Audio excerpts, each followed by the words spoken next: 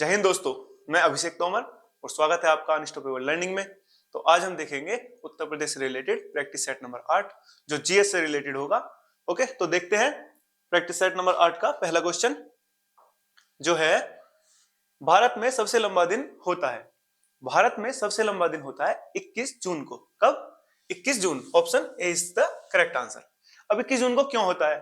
क्योंकि 21 जून को जो सूर्य है वह उत्तरी गोलार्ध में लंबवत चमकता है, और उत्तरी गोलार्ध में जब लंबवत चमकता है उस टाइम पर ग्रीष्मकाल होता है, मतलब गर्मी होती है, और सबसे लंबा दिन भी होता है। और उत्तरी गोलार्ध में ही भारत की स्थिति है। मान लीजिए ये पृथ्वी है, यहाँ पर उत्तरी गोलार्ध में भारत की स्थिति है, जिस कारण से 21 जून को भारत में सबसे लंबा दिन होता है। ओके, तो option A is the correct answer. Next है, निम्नलिखित में से कब उत्तर प्रदेश के सरकार द्वारा एक जिला एक उत्पाद योजना का शुभारंभ किया गया? कौन सी? एक जिला एक उत्पाद। तो इसका शुभारंभ उत्तर प्रदेश दिवस के दिन ही किया गया था, जब पहली बार उत्तर प्रदेश दिवस बनाया गया था, और वह बनाया गया था 24 जनवरी 2018 को। 24 जनवरी 2018 को इसका शुभारंभ किया गया। ओके, तो option B is the correct answer. Next है, किस दिन राष्ट्रीय मतदाता दिवस मनाया जाता है? राष्ट्रीय मतदाता दिवस जिस दिन निर्वाचन आयोग की स्थापना हुई थी, जिस तारीख को, उसी दिन मनाया जाता है, और वह है 25 जनवरी। कौन सा? 25 जनवरी। मतदाता दिवस और निर्वाचन आयोग की स्थापना भी 25 जनवरी। Option A is the correct answer. Next देखते हैं। नेक्स्ट है, भारत सरकार का कौन सा अधिकारी सदस्य न होते हुए भी भारतीय संसद की कार्यवाही में भाग लेने का अधिकार रखता है? तो भारत के जो महान्यायवादी होते हैं वह संसद के किसी भी सदन में पार्टिसिपेट कर सकते हैं, हिस्सा ले सकते हैं, लेकिन उनको उसमें अपना मतदान करने का अधिकार नहीं होता है। वो अपनी वोट उसमें नहीं डाल सकते अगर उसमें कोई कार्यवाही होती है। तो कौन? महान्यायवादी। महान्यायवादी को अटॉर्नी जनरल बोलते हैं। क्या बोलते हैं? Attorney general. ऑप्शन 20 का करेक्ट आंसर हो जाएगा, या फिर महान्यायवादी अगर लिखाएगा तो वैसे ही हो जाएगा, महान्यायवादी। ओके, तो option B is the correct answer. Next देखते हैं। नेक्स्ट है, राज्य में संस्कृति विभाग की स्थापना कब की गई? तो वर्ष 1957 को उत्तर प्रदेश में संस्कृति विभाग की स्थापना की गई। Option B. ओके, नेक्स्ट है, लिस्बन किस देश की राजधानी है? लिस्बन पुर्तगाल की राजधानी है। ऑप्शन बी इसका सही आंसर हो जाएगा। लिस्बन पुर्तगाल की राजधानी है। अब आता है हंगरी की। क्या है? हंगरी की राजधानी है बुडापेस्ट। अब आता है यूक्रेन की। क्या है? यूक्रेन की है कीव। आपको पता है बहुत टाइम से युद्ध भी चल रहा है और कीव काफी चर्चा में रहा हुआ है। ओके, और पनामा की राजधानी है पनामा सिटी। मैं एक बार इनको लिख देता हूं, जैसे कि हंगरी की है बुडापेस्ट, पुर्तगाल की क्या है? लिस्बन, यूक्रेन की क्या है? कीव, पनामा की है पनामा सिटी।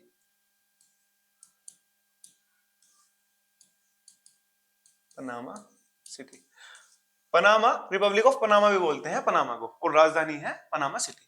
तो पूछी किसकी है? लिस्बन किसकी राजधानी है ये पूछा है, तो यह होगी पुर्तगाल की। Answer B. नेक्स्ट, निम्न लोक नृत्यों में से कौन सा राजस्थान के साथ जुड़ा हुआ है? तो राजस्थान के साथ जुड़ा हुआ है गैर। ऑप्शन बी इसका सही आंसर हो गया। Option B.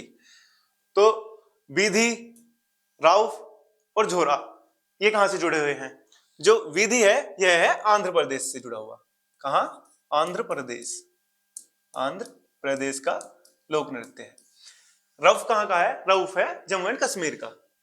जैन के का लोक नृत्य है रउफ। और जो झोरा है यह है हिमाचल प्रदेश का लोक नृत्य। हिमाचल प्रदेश, हिमाचल प्रदेश। पूछा है राजस्थान का, तो राजस्थान का हो गया गैर। B option is the correct. अब बात आती है कि अगर पूछने लगे कि शास्त्रीय नृत्य इनमें से कौन सा है, तो इनमें से कोई सा भी शास्त्रीय नृत्य नहीं है। इस चीज में कंफ्यूज नहीं होना है, ये सारे लोक नृत्य हैं चारों। विधि, गैर, रउफ, झोरा ये सारे लोक नृत्य हैं। ओके, नेक्स्ट पर आते हैं।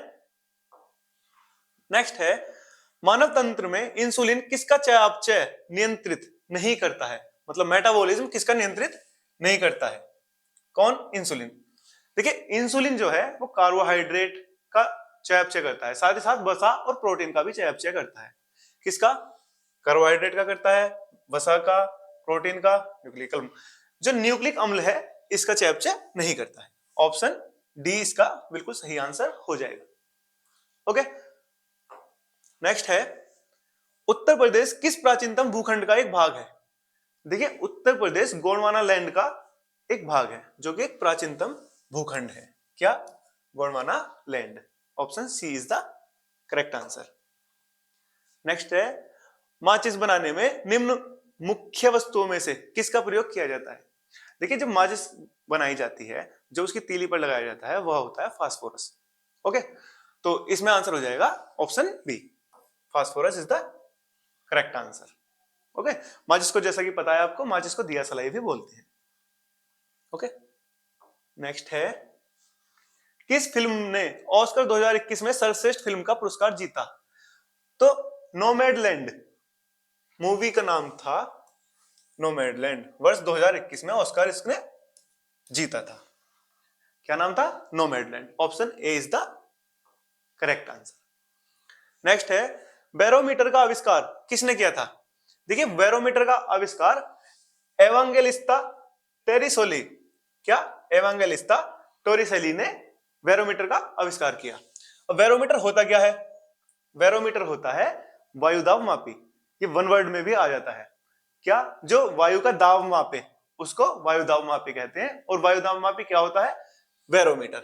क्या होता है ये? वायुदाब मापी।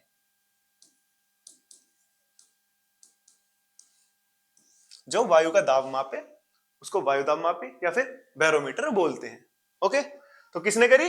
एवांजेलिस्ता टेरिसेली ने की। नेक्स्ट देखते हैं, यह एक विशेष प्रोग्राम है जो किसी विशेष भाषा से लिखे स्टेटमेंटों को प्रोसेस करता है और उन्हें मशीनी भाषा या कोड में बदल देता है, जिसे कंप्यूटर का प्रोसेस इस्तेमाल करता है। कंप्यूटर का प्रोसेसर इस्तेमाल करता है, इसको यह होता है compile. Option A is the correct answer.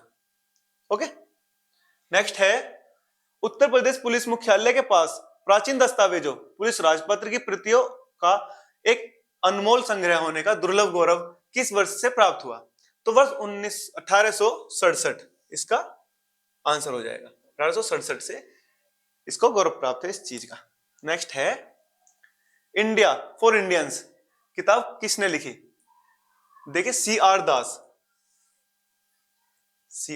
दास, इनको देशबंधु भी बोलते थे, प्रसिद्ध है देशबंधु के नाम से।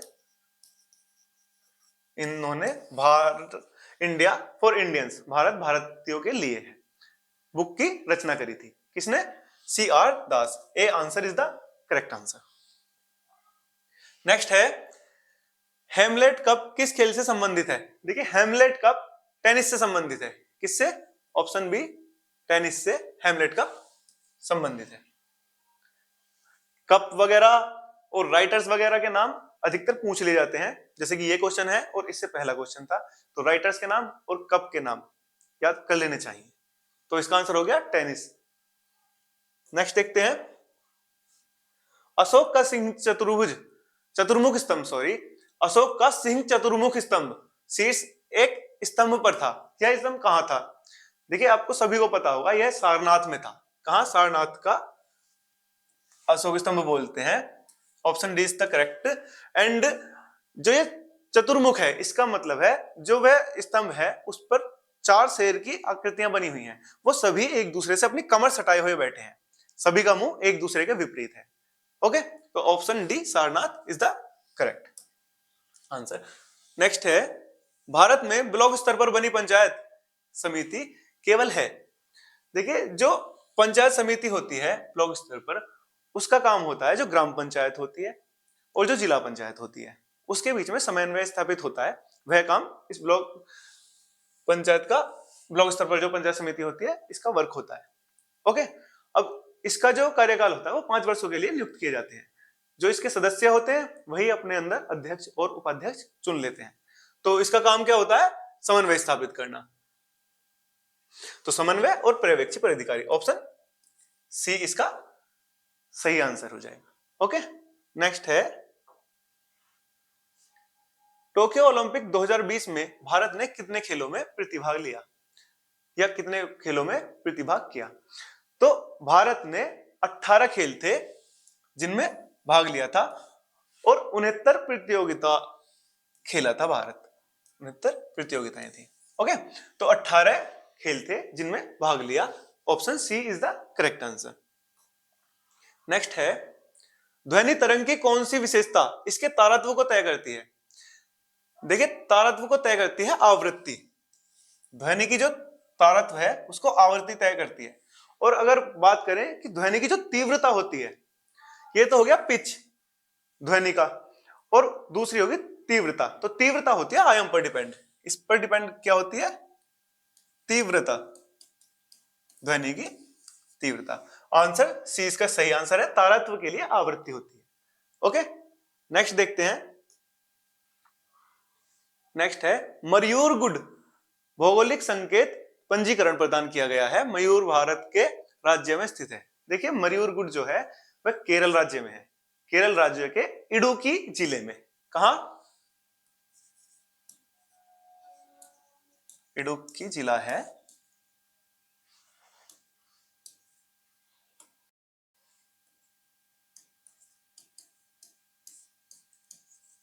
केरल में।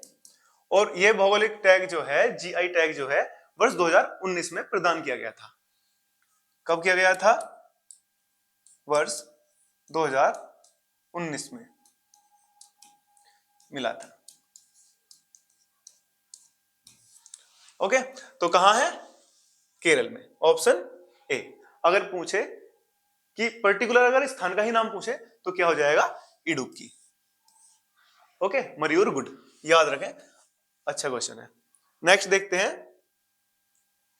नेक्स्ट है, संयुक्त राष्ट्र संघ का पहला महासचिव था। तो संयुक्त राष्ट्र संघ के पहले महासचिव नॉर्वे के थे और इनका नाम था त्रिगवेली। Option B is the correct answer. कहां के थे? नॉर्वे के। नॉर्वे के थे और वर्ष 1946 से 1953 तक इनका काल था। ओके, तब तक ये सचिव रहे थे, महासचिव। नेक्स्ट देखते हैं, बिटकॉइन क्या है? देखिए, बिटकॉइन एक डिजिटल करेंसी है। इसको देख नहीं सकते, छू नहीं सकते, और हमारा जो आरबीआई है, रिजर्व बैंक है, उसके द्वारा इसका संचालन भी नहीं किया जाता है। तो क्या है? डेटा संग्रहित करने की एक डिवाइस नहीं, डेटा मापने की एक इकाई नहीं, चिप्स के बारे में एक नियम नहीं, डिजिटल मुद्रा का एक रूप। डिजिटल करेंसी मैंने बताया आपको, तो डिजिटल मुद्रा का एक रूप। Option D is the correct answer. Done. Next देखते हैं, निम्नलिखित में से कौन सा किसी भी जगह की वायु जलवायु के 6 प्रमुख नियंत्रणों में से नहीं है? समुद्र से दूरी। देखिए, किसी भी जगह की अगर जलवायु है, समुद्र से उसकी कितनी दूरी है उस पर वो डिपेंड करेगी। अक्षांश, जो पृथ्वी पर उसकी स्थिति है कितने अक्षांश पर है, यह भी डिपेंड करेगी। मानव प्रभाव। देखिए, मानव प्रभाव जलवायु पर डिपेंड नहीं करता है, बल्कि मानव जो है वह जलवायु प्रभाव पर डिपेंड करता है। मानव के ऊपर जलवायु प्रभाव पड़ सकता है, लेकिन जलवायु के ऊपर मानव का प्रभाव नहीं पड़ता है। ओके, समुद्री जलधाराएं, इनका भी जलवायु पर प्रभाव पड़ता है। तो ऑप्शन क्या हो गया? मानव प्रभाव। ऑप्शन बी इसका सही आंसर हो जाएगा। ओके, तो नेक्स्ट देखते हैं। नेक्स्ट है, इंद्रधनुष किस कारण से बनता है? इंद्रधनुष पूर्ण आंतरिक परावर्तन और अपवर्तन से बनता है। किससे बनता है? परावर्तन और अपवर्तन। ऑप्शन डी इसका सही आंसर हो जाएगा। इनमें से कोई सा भी आंसर नहीं है जिसमें परावर्तन और अपवर्तन दिया हुआ हो। इसमें अपवर्तन और परिक्षेपण दिया हुआ है, इसमें विवर्तन और अपवर्तन दिया हुआ है, इसमें प्रकीर्णन और अपवर्तन दिया हुआ है, और इसमें अपवर्तन और परावर्तन दिया हुआ है। जो मैंने बताया था, पूर्ण आंतरिक परावर्तन और अपवर्तन है। ऑप्शन सही है, ऑप्शन डी। ओके, नेक्स्ट देखते हैं। नेक्स्ट है, किस सत्र में कांग्रेस पार्टी का विभाजन हुआ था? तो कांग्रेस पार्टी का विभाजन सूरत अधिवेशन में वर्ष 1907 में हुआ था। कब हुआ था? वर्ष 1907। देखिए, यहां पर कहीं भी वर्ष 1907 नहीं दिया हुआ है। ओके, मैंने बताया सूरत अधिवेशन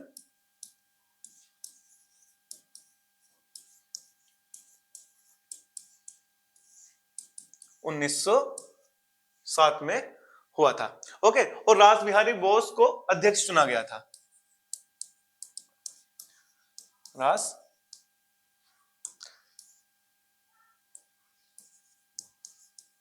बिहारी बोस कौन क्या बनाया गया? अध्यक्ष। ओके, अब रास बिहारी बोस को वर्ष 1907 में सूरत में जो अधिवेशन हुआ था उसमें इसका अध्यक्ष चुना गया, जिसका विरोध गरम दल ने किया था। अब इस विरोध के कारण 1907 में वर्ष 1907 में कांग्रेस पार्टी का विभाजन हुआ। अब इसमें कहीं भी वर्ष 1907 नहीं है, लेकिन विकल्प डी जो है सही विकल्प हो जाएगा, क्योंकि इसमें से कोई सा भी विकल्प सही नहीं है। अगर यहाँ पर 1906 की जगह 1907 होता तो ये आंसर हो जाता, लेकिन यहाँ पर 1906 दिया हुआ है। ओके, तो 1907 में कांग्रेस पार्टी का विभाजन हुआ था। नेक्स्ट क्वेश्चन देखते हैं। नेक्स्ट है, प्रदेश का कौन सा जिला अवनालिका अपरदन से अधिक प्रभावित है? देखिए, अवनालिका अपरदन ये जो हमारी यमुना नदी और चंबल नदी है उसके बीच में जो क्षेत्र आता है इटावा और जालौन का, वह अवनालिका अपरदन से ग्रसित है या फिर प्रभावित है। तो कौन सा? एक तो इटावा और एक जालौन। ठीक है, तो ऑप्शन डी इसका सही आंसर हो जाएगा। ओके, तो नेक्स्ट क्वेश्चन देखते हैं। प्रदेश का कौन सा जिला, ये हो गया हमारा। अगला क्वेश्चन देखते हैं। अगला क्वेश्चन है, भारत के किस राज्य को चावल का कटोरा, राइस बाउल, कहा जाता है? देखिए, चावल का कटोरा हमारे देश में आंध्र प्रदेश को कहा जाता है। यहाँ पर बहुत अधिक चावल की खपत थी, पैदा होते थे, लेकिन वर्ष 2017 के बाद से जो हमारा बंगाल है वहां पर चावल बहुत अधिक होने लगा है। ओके, लेकिन ऑप्शन ए इसका सही आंसर है, चावल का कटोरा आंध्र प्रदेश को कहा जाता है भारत में। नेक्स्ट है, अंतरराष्ट्रीय न्यायालय में न्यायाधीशों की संख्या कितनी होती है? अंतरराष्ट्रीय न्यायालय में न्यायाधीशों की संख्या होती है 15। कितनी? 15। Option B.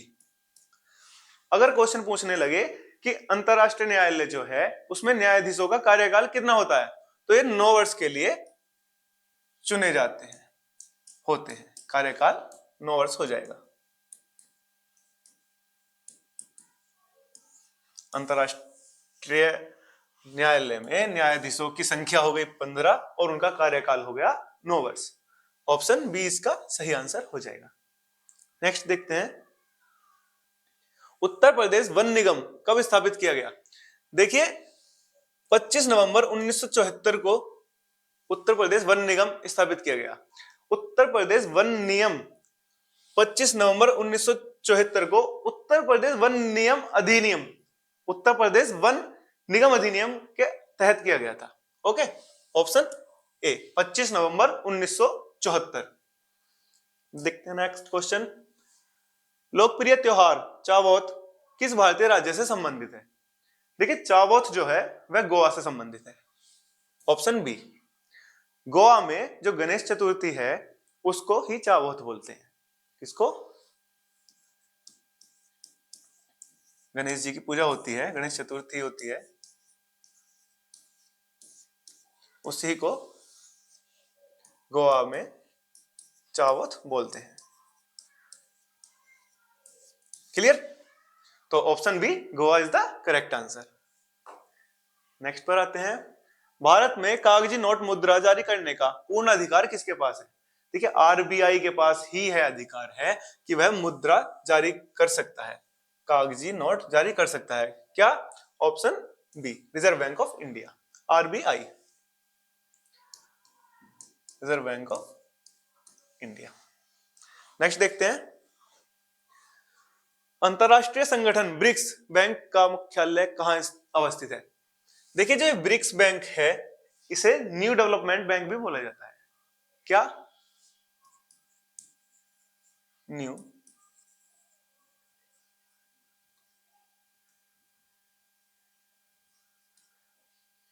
Bank, new development bank भी बोला जाता है, और 24 जुलाई 2014 को इसकी स्थापना हुई थी। ओके, इसका जो मुख्यालय है क्वेश्चन में पूछा है मुख्यालय कहाँ है, तो मुख्यालय इसका चाइना में है, चाइना के संघाई में। ऑप्शन ए इसका सही आंसर हो जाएगा। अब बात आती है ब्रिक्स की, तो थोड़ा सा ब्रिक्स के बारे में जानते हैं। ब्रिक्स क्या है? देखिए ब्रिक्स है 5 देशों का संघ, BRICS। इसकी फुल फॉर्म है B for Brazil, R for Russia, I for India, C for China और S for South Africa.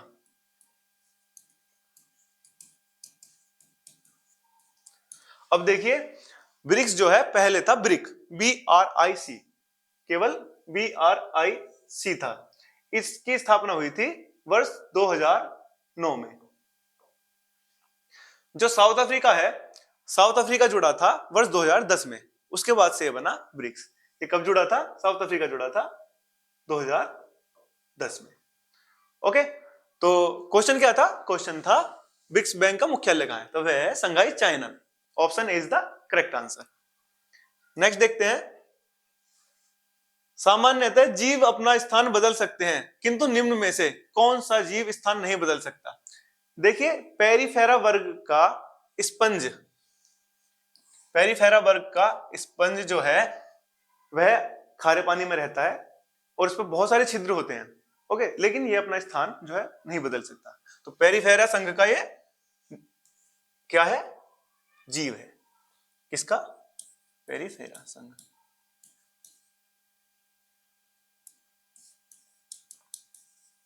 Question आ सकता है कि स्पंज किस संघ में आता है, तो स्पंज आता है पेरिफेरा संघ में, खारे पानी में रहता है और अपना स्थान नहीं बदल सकता। ओके, ऑप्शन डी इसका सही आंसर हो जाएगा। नेक्स्ट देखते हैं, उत्तर प्रदेश में सर्वाधिक सिंचाई निम्नलिखित में से किस साधन द्वारा होती है? देखिए उत्तर प्रदेश में सबसे ज्यादा सिंचाई नलकूपों, ट्यूबवेलों वगैरह द्वारा होती है। तो ऑप्शन ए ट्यूबवेल, नलकूप इसका सही आंसर हो जाएगा, ऑप्शन ए। अब नलकूप सबसे पहले उत्तर प्रदेश में इसके द्वारा, नलकूप के द्वारा सिंचाई कब हुई थी? तो वर्ष 1930 में। कब हुई थी? वर्ष 1930 में सबसे पहले, और मेरठ में की गई थी।